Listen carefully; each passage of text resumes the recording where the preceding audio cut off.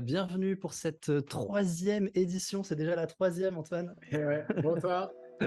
Troisième édition du festival en ligne du Jardin Forêt. On espère que vous êtes bien, que vous êtes calés. On va commencer tranquillement ce festival. On est ensemble pendant 5 jours jusqu'à dimanche soir, 22 h pour les plus courageux et les courageuses d'entre vous. Donc voilà, pour se motiver et se rappeler qu'en fait, il y a juste à passer à l'action et que ce sentiment un peu des fois d'impuissance ou de découragement, il est uniquement dans nos têtes en vrai. On a de quoi agir. Donc voilà, on avait envie de vous faire avant de vous parler de jardin de pluie, de vous faire un petit pic de rappel, voilà, pour finir de vous donner envie de cultiver des jardins multi-étagés comme ceux dont on va parler, de cultiver l'humidité, de lui permettre de s'infiltrer. Voilà, on a mis volontairement une photo de pelouse à gauche. Je suis pas sûr que ça fasse partie des paysages de demain, la pelouse. Et souvent, quand on parle de changement climatique, on veut strictement dire l'effet de serre, comme si c'est ça que ça veut dire, les changements climatiques. Et on parle de la crise de biodiversité, comme si c'était une autre crise que, par hasard, se produit en même temps que la crise des changements climatiques. Mais moi, je pense que les deux sont pareils. La crise de la biodiversité, ça fait partie de la crise climatique. Parce que c'est la nature, c'est les écosystèmes qui contrôlent le cycle de carbone et le cycle de l'eau. Toutes ces choses-là sont des cycles. Les carbones et l'eau changent de phase, puis circulent entre le ciel et la terre et ils ont une très grande importance dans la régulation climatique. Et donc, j'ai sorti de mon téléphone un certain nombre de photos que j'ai prises ces dernières semaines. Et c'était toutes les bonnes nouvelles, toutes les belles choses que j'ai pu rencontrer. Une photo que j'aime bien montrer, c'est une forêt en Chine. Et cette forêt en Chine, c'est sur la crête, il est en train de se passer quelque chose qui modifie les forêts de conifères qui sont autour et qui la font évoluer vers quelque chose qui peut lui permettre de s'adapter au réchauffement climatique. Eh bien, imaginez-vous que j'ai trouvé la même chose. Et là, vous voyez, c'est le Cerduche à Mont-la-Huc dans la Drôme, où d'un côté, donc ça c'est complètement désertique, de ce côté-là, on voit des conifères, et là, une petite frange extraordinaire où ce même phénomène est en train d'apparaître. À partir des sommets, à partir des oiseaux qui viennent se poser sur ces sommets, de graines particulières qui viennent en ces lieux-là, est en train d'apparaître une nouvelle forêt qui va être capable de transformer, de soutenir, d'aider les forêts de conifères qui sont en dessous, et qui sont des pins noirs d'Autriche, pas du tout adaptés au secteur en plus. Mais voilà, cette même chose est en train de s'opérer sous nos yeux dans la Drôme. Voilà, ça aussi, je trouvais ça. Et plus on va mailler notre territoire en s'appuyant sur des paramètres très physiques que sont leur relief, les précipitations et leur comportement, associés au vivant, eh bien on peut véritablement cultiver l'eau verte pour restaurer l'eau bleue. On va travailler à la fois sur l'augmentation de l'évapotranspiration et donc par les différents étages au maintien de l'évapotranspiration dans l'acrosystème, parce qu'on va amener des espèces ligneuses avec un gros apport de biomasse, on va changer la matière organique de nos sols et donc leur activité biologique et la granulométrie et la porosité. Et donc on augmente de fait et sur du long terme la résilience hydrique de nos systèmes. Que pouvez-vous faire? Parce que tout le monde veut savoir qu'est-ce qu'on peut faire. Et donc, ce que je conseille, vous dressez une liste des observations que vous pouvez faire et qui indiqueraient l'impact de la gestion des terres sur les précipitations. Et après, déterminez comment vous êtes relié par l'atmosphère, les graphiques que je viens de vous montrer, ça, ok? Incroyable. Comment vous déterminez comment vous et vos collègues sentent qui est source et qui est puits. Et après, élaborer un plan d'expérience avant de recueillir les observations, parce que ce qu'on veut éviter, c'est les anecdotes. Qu'attendez-vous à voir comme impact? Où pensez-vous pouvoir observer ces effets? Sur quelle échelle de temps? Ça ne va pas tout de suite. Et comment vous pouvez être sûr que cet effet n'est pas dû à d'autres choses? il faut des contrôles négatifs et surtout obtenir de l'aide de la communauté scientifique. Alors voilà un petit visuel de notre partie de jardin qui est l'espace plus forestier, où on aperçoit en fait une espèce de cheminement qui n'est pas un cheminement pour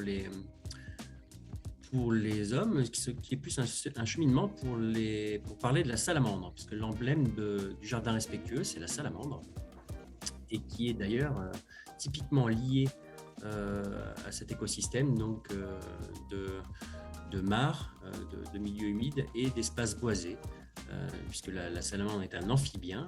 Amphi, ça veut dire double, bien, ça vient de bio, la vie, double vie, donc une vie aquatique à l'état larvaire et une vie terrestre et forestière à l'état adulte. Voilà un petit plan de la mare actuelle, la mare envisagée, avec bien sûr des outils d'observation de cette biodiversité, d'aller pouvoir pêcher en fait les larves de salamandre notamment, mais aussi d'étudier un petit peu toute la faune de la mare et partager en fait cette connaissance.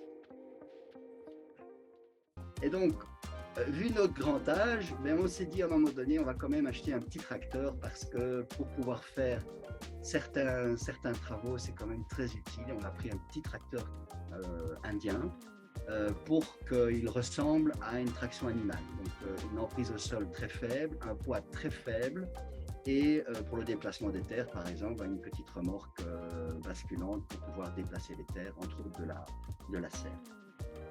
Voilà. Alors, donc pour la couverture, on peut voir ici qu'en fait, ce sont tous des éléments en béton parce qu'il y avait une différence de niveau entre la serre, le sol de la serre et la mare. On a pris des éléments qui sont mécanisables, donc qui sont transportables par une seule personne. Donc vous voyez ici, lorsque l'on les a mis en place, avec une brouette et sur un béton maigre que l'on met tout autour. Et puis on colle le PDM, donc la surface étanche, on la colle sur le béton simplement. Donc c'est le plus simple possible. Et on a fait des aménagements avec des pierres que l'on a récupérées, des pavés et toute une série d'aménagements de pierres que l'on avait pour arriver finalement à ce résultat-là après un an. Après un an, nous avons une pièce d'eau avec des plantes comestibles, les nénuphars, quelques pierres pour nous faire du bien et pour faire du bien à la biodiversité, où dedans, après quelques mois, nous avons eu des grenouilles, des tritons, des libellules, des demoiselles, beaucoup de ditiques, donc, et pas mal de chauves-souris, d'oiseaux qui viennent boire, des insectes qui viennent boire évidemment, mais beaucoup de chauves-souris qui nous évitent d'avoir des moustiques. Et on a énormément de chauves-souris qui sont arrivées et qui, le soir, quand on se promène autour de la mare, eh bien, on les voit passer au-dessus de la mare. Ici, là, c'est un exemple de profil de mare minérale. Donc, sur un endroit, là, c'était un enjeu pour justement le crapaud calamite, où du coup, on avait un bassin et on a recréé également une mare à l'intérieur du bassin de récolte des eaux, avec une zone un peu plus profonde. On ne pouvait pas remettre de l'argile, donc on a remis un film EPDM. Je ne suis pas pour les films EPDM, je tiens à le préciser, je suis plutôt pour l'argile, mais parfois on ne peut pas toujours le faire. Et ensuite, on a remis des galets roulés et puis des graviers. L'idée, c'est que pour ce type de mare, même si c'est également une mare de biodiversité, l'idée, c'est que pour ce type de mare, on ne met pas de matière organique, parce que si on apporte de la terre végétale ou de la matière organique, il va y avoir de la végétation hélophytique qui va s'installer. Et donc, ça va pas être une végétation qui va être favorable pour le crapaud calamite. Lui, il a besoin que l'eau chauffe assez rapidement et s'il y a de la végétation, il rentre en concurrence avec d'autres espèces. En fait, le seau lui-même est en polypropylène, donc c'est marqué PP en dessous. Ouais. Et le polypropylène, il a la capacité de se souder très bien. Voilà. Donc, donc tout ça pour dire que voilà, je soude un connecteur de jardin et ça me permet après d'emmancher facilement l'autre partie. Donc c'est assez facile de faire, défaire. Parce que du coup, quand tu soulèves pour sortir le seau ou pour vider le bidon de pipi, ben, du coup, en fait, tu as juste à le déclipser, quoi. Voilà, ouais. Sur les photos, là, on peut voir effectivement que le jerrycan, il a aussi deux connecteurs comme ça rapides. Donc on peut le déconnecter facilement. Et puis effectivement, pour accéder au seau, donc on lève le plateau qui est sur ces charnières. Ouais. Et, il y a le tuyau qui va venir se mettre un peu en tension. Donc quand on a levé de 15 cm, on le déconnecte et ça permet de lever plus, quoi. Écoute, en feeling, moi je dirais c'est presque la meilleure méthode dans le sens où tu vas apprendre de tes propres apprentissages et puis tu vas finir par avoir quelque chose qui te correspond totalement et qui ne sera pas calqué sur quelque chose qui existe déjà sur lequel tu aurais pu copier, donc c'est chouette. Et puis par contre, c'est le meilleur moyen de se planter de plein de façons différentes, mais encore une fois, se planter en faisant, c'est encore apprendre. Donc je dirais c'est chouette. Et puis là, je pense déjà là tu es au bon endroit pour poser ce genre de questions et pour pouvoir voir comment tu avances. Mais perso, moi j'ai tout commencé au feeling aussi et j'avoue que je suis assez content de ce à quoi ça ressemble aujourd'hui. Je l'aurais fait aujourd'hui, je ferais peut-être totalement différent. Là, dans ce que tu es en train d'aménager, ça ressemble... Alors là, de haut, comme ça, vu sur ton dessin, ça ressemble un peu à un verger traditionnel avec des arbres plus ou moins espacés, aucun arbre qui se touche, donc beaucoup de lumière qui va rentrer au niveau du sol et beaucoup d'espace au sol pour rajouter d'autres choses. Il y aurait moyen de rajouter, de faire un mode haies fruitières, mais tu vois, là, si je te dis ça, je vais encore t'influencer, soit de faire des haies fruitières, soit de faire différents îlots. Il y aurait moyen de faire plein de choses là-dessus. Mais en tout cas, il n'y a rien qui est mauvais, il ne faut pas avoir peur non plus de faire trop d'erreurs, pas peur de se planter parce que c'est comme ça que ça pousse, il paraît. Ça permet d'éviter d'avoir des inondations catastrophiques quand il y a des grosses pluies, donc c'est vraiment quelque chose d'intéressant et c'est ce qui a été fait sur la ferme cette année et qui a été testé. Et ce qui est fabuleux, c'est que tout à l'heure, je vous parlais, rappelez-vous, des zones humides. Je disais, alors là, on va avoir telle libellule sur telle zone humide, tel machin sur telle mare, telle espèce sur... Et en fait, avec cet ouvrage Castor, cette restauration de rivières, on va créer plein d'habitats. Et par exemple, toutes les libellules que j'ai trouvées sur la ferme, je les ai toutes observées sur le long de cette rivière. Donc ça veut dire que, par exemple, pour aller voir telle espèce, il fallait que j'aille sur telle mare, pour telle espèce, il fallait que j'aille sur telle mare. Et si j'allais sur cette rivière-là, je voyais toutes les espèces parce qu'en fait, on a créé une diversité. Une rivière, en fait, c'est quelque chose de très complexe. C'est plein d'habitats, c'est plein de fonctionnalités, c'est plein de verbes d'action. Et en faisant ça, on a réussi à créer une rivière. Moi, j'avais oublié qu'on pouvait avoir tout ça juste sur une rivière comme ça. On a créé aussi une mare de biodiversité qu'on a créée avec l'association environnementale du village. Les écotones, c'est ces endroits qui sont entre des zones très entretenues, typiquement des allées, et puis des zones qui ne sont pas du tout entretenues, et puis avec tout le gradient qu'il peut y avoir entre ces différentes zones. Donc voilà, c'est aussi la volonté dans le design de cette parcelle, c'est de maximiser les écotones, les bordures entre les différentes zones. Il y a plein de réactions dans le chat. Lisa qui dit c'est hyper inspirant, bravo, magnifique, nous dit Thibaut. Laure, bravo pour cette réalisation, très inspirant. Christiane aussi, magnifique et inspirant, vraiment super pour Anne. Waouh, avec des petits cœurs dans les yeux pour Marjolaine. Développeuse de web applications, plutôt front d'habitude. Je me suis réinstallée dans le village de ferme familiale récemment, à côté de Lorient. Autour des bâtiments, il y a une relativement grande surface de prairies. Dans le passé, c'était des prés-vergers avec des variétés de pommiers à cidre. Et mon projet, c'était de le restaurer et de refaire fonctionner le pressoir, d'apprendre à tailler.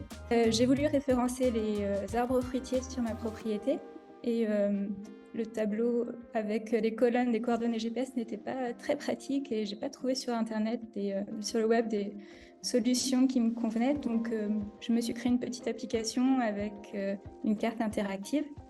Donc, autant la déployer sur un serveur, ajouter un parcours de création de compte utilisateur pour que mes camarades de l'école du paysage puissent en profiter. Autre disposition dans un but de paysage et dans un but esthétique. Autour de cette tonnelle aussi, alors je zoome encore pour que ça soit plus clair. On avait l'aspect fruits rouges, ok. Alors toujours sur l'aspect esthétique, à la fin des fruits rouges, hop, un petit arbuste fruité.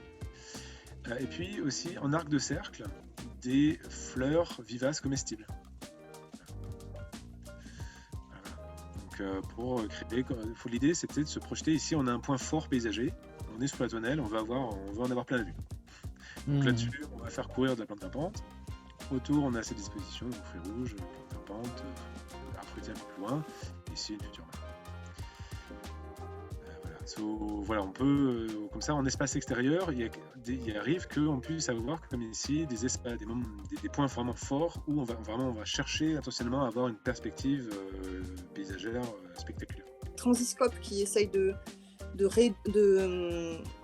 concentrer un petit peu toutes les initiatives alternatives de vie, quoi. C'est pas simple de réunir tout ça, mais je crois qu'on a besoin de réunir un petit peu tout ce qui est un peu alternatif pour faire système. Et sinon, on risque d'avoir... on voit comment se passe... là, c'est un peu politique ce que je dis. Hein. On voit comment se passe la résistance, on va dire, du système à des éco-terroristes, par exemple. Je crois que si on ne fait pas réseau, on ne va pas faire grand-chose, peut-être. Voilà, on a besoin de méta-réseau. C'est ce que je pense. Voilà, en tout cas... Ouais, mais t'as raison. Ouais. En tout cas, dimanche, s'il y en a qui veulent venir discuter politique ou autre et faire un tour. Donc voilà. pour les Charentaises et les Charentais, vous avez la possibilité samedi d'être au rendez-vous du Jardin Rêvé d'Edith et dimanche d'être au Chemin Résilient, un café pour se rencontrer avec Pauline. C'est incroyable. L'offre charentaise, elle est immense.